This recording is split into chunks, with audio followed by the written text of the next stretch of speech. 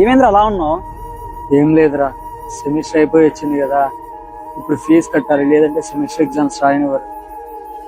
ఏం చేయాలో అర్థం కావట్లేదురా.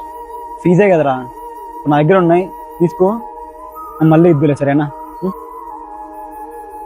రే, ఇంత డబ్బు నీకెక్కడిదిరా?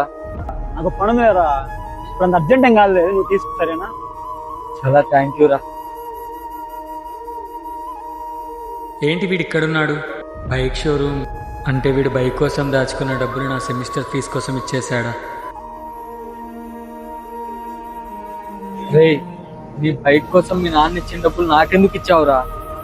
రేపు పిచ్చోడా, బైక్ ఇదే ముందురా, మళ్ళీ కొనుక్కోవచ్చు. కానీ నా స్నేహితుడు ఏడుపు, వాడు చదువుకుపోతే మళ్ళీ రావురా. నాకు నా బైక్ కన్నా నీ నవ్వే ముఖ్యం రా. ఇలాంటి ఫ్రెండ్ అందరికీ ఉండాలి.